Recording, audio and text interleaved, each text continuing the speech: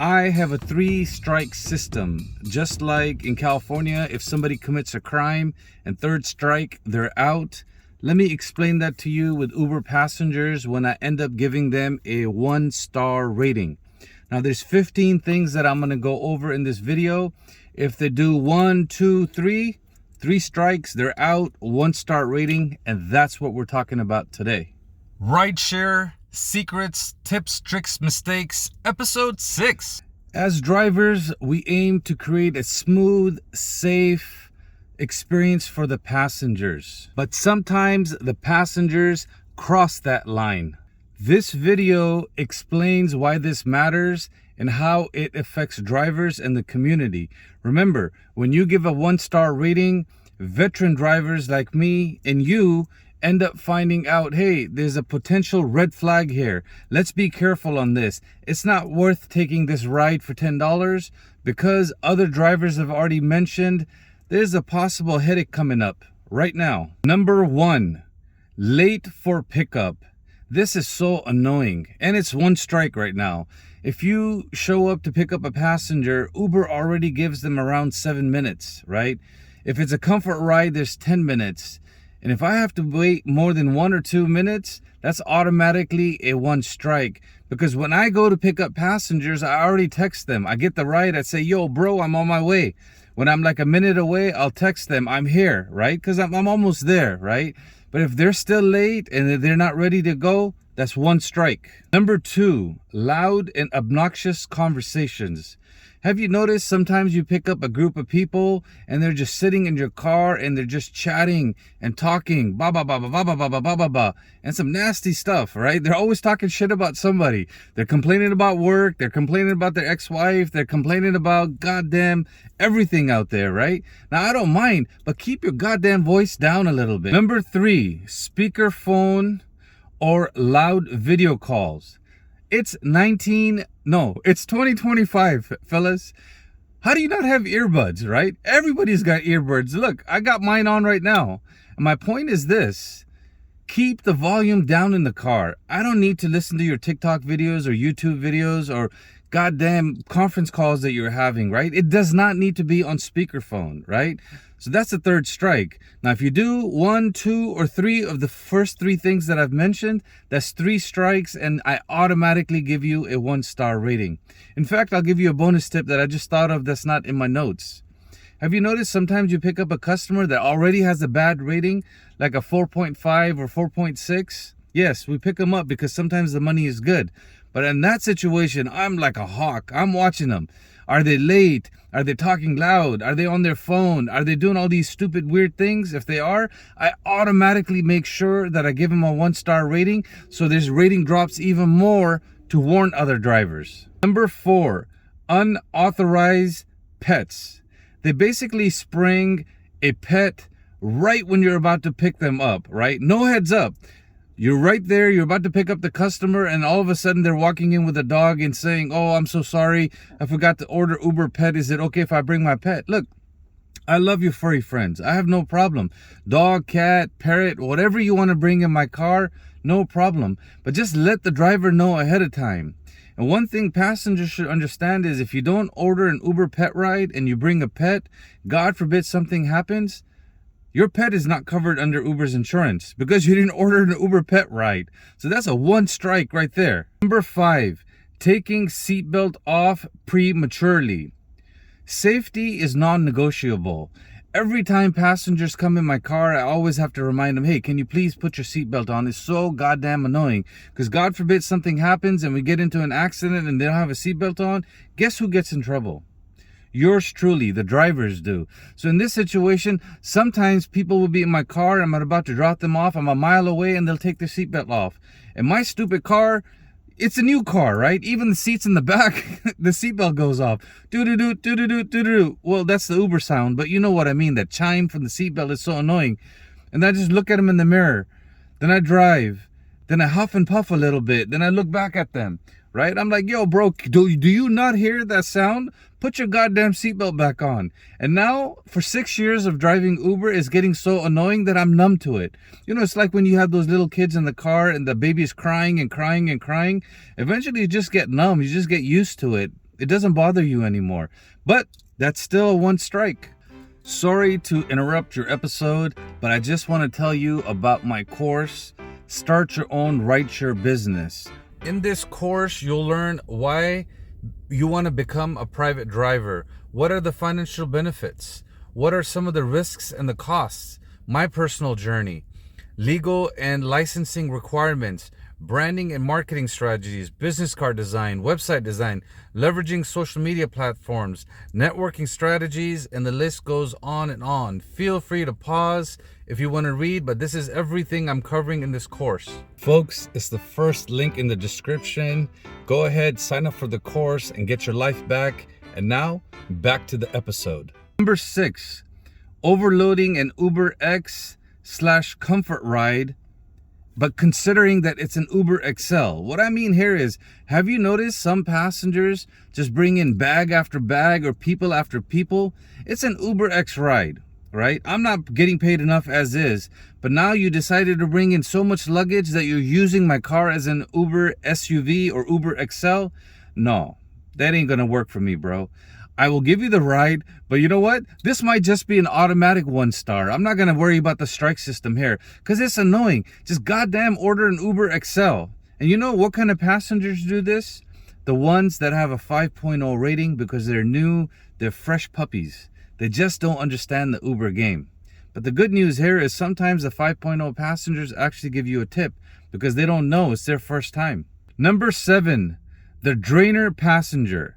Now, I know you've all had passengers like this, right? You pick up somebody, it's a 30-minute, 40-minute ride, and the moment they get in, hey, how you doing? Do you like driving Uber? So you respond to them. You say, yeah, you know what? It's tough, but I'm doing the best that I can. And next thing you know, it's all about them. It's all about Kevin or Ken or Karen, whatever you want to call them. For the next 30 or 40 minutes, they're just going to be talking, well, this happened to me over here, and I remember this time happened here, and I remember this thing happened over here. And the whole 40 minutes, they're just talking and talking and talking. And you know what's happening to you as a driver?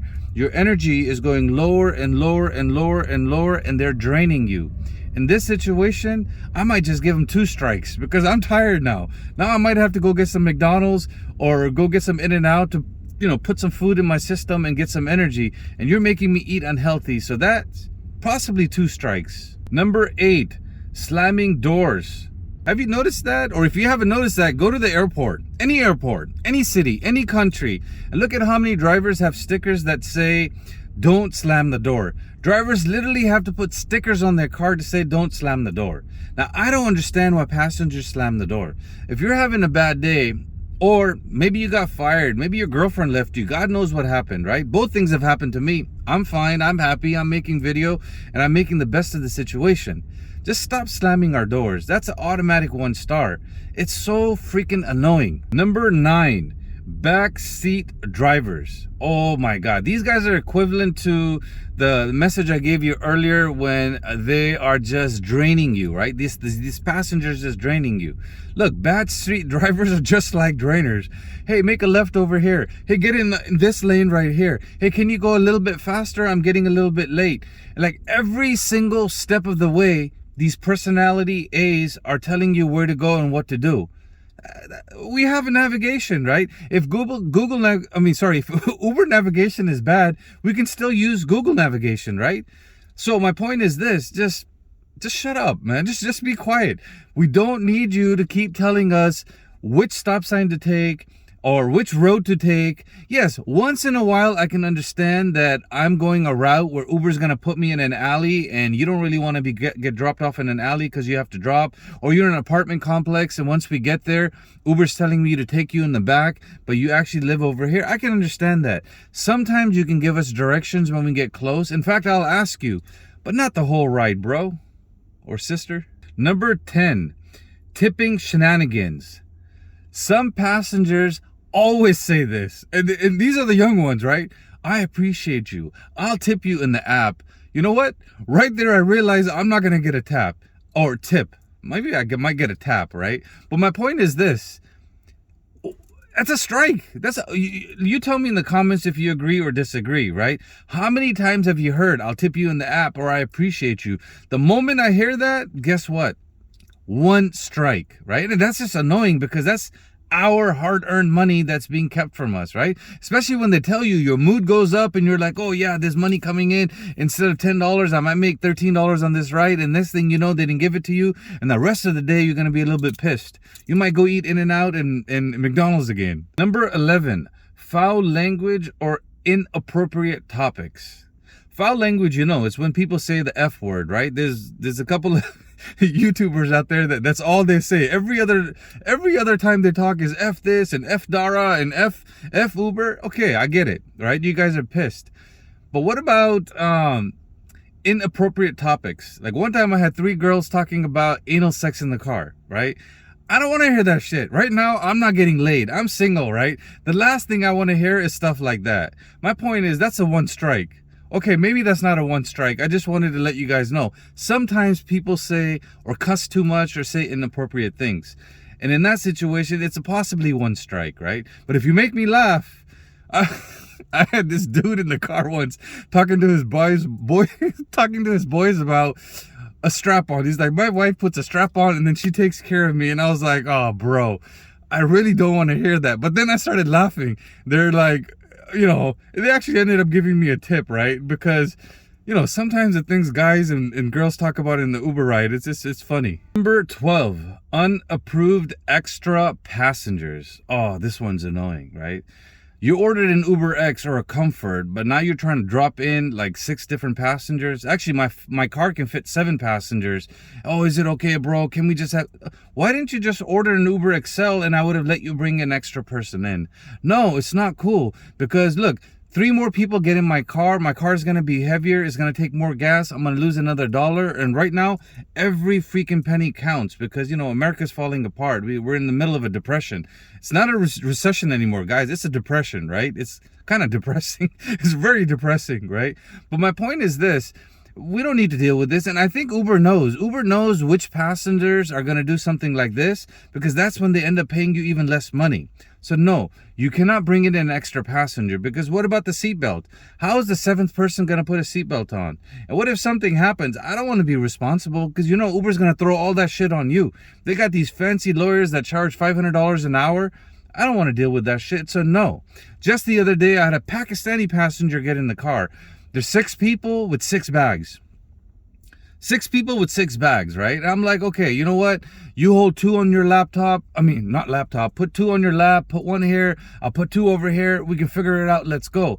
But one of the kids in the car was like, well, it's okay. Let's leave the front open and we'll put 2 or 3 bags there. And then we don't have to put any bag on us and 4 of us can sit in the back seat. I said, are you going to put a seatbelt on?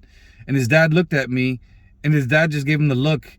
And I was like, I know you're Pakistani, but just because you're Pakistani doesn't mean you get a free ride. No, we follow the law over here, right? Because if I don't, I get in trouble. And if we drivers get in trouble, who's going to save us? I can't even help you, right? Because when we screw up with something like that, like, okay, I'll give you another example. Sometimes people get in the car with a baby and they don't have a seatbelt or they don't have a car seat, right? Dude, that's dangerous, right? Now, I know once or twice I've done that because the situation allowed me. I mean, it was a homeless person and she was with her kids and she needed to go somewhere. Her sister ordered a ride. Everybody was canceling on her and she was only going 2 miles, so I helped her out and I was very careful. But I'm telling you guys, 9 out of 10 times, do not take passengers if they don't have a seatbelt on them, and especially babies without a car seat. Number 13, seat hogging or messing with vehicle controls. I honestly don't know what seat hogging means. I forgot. But what I'm talking about with messaging or messing with my controls is, look, sometimes they want the AC on. Sometimes they want it hot. Sometimes they want it cold. Sometimes they want the radio on. Sometimes they want the radio off.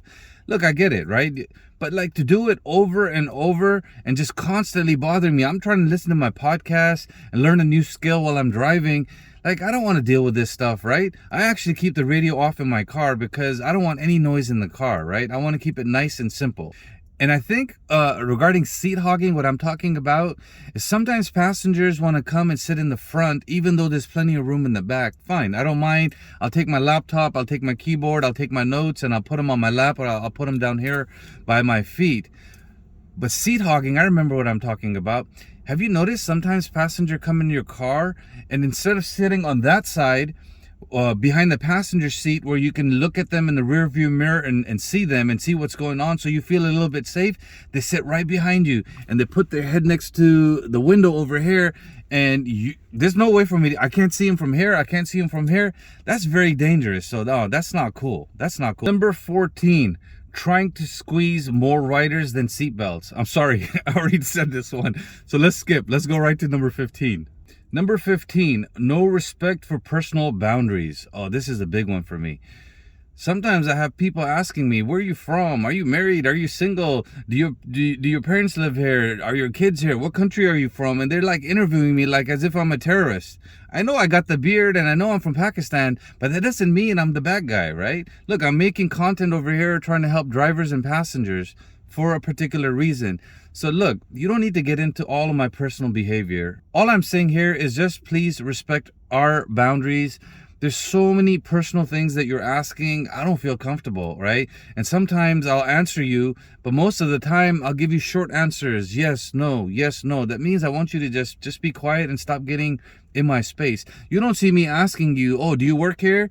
What are your hours? Or do you live over here? Do you live alone? Are you going to be gone for this vacation for a long time?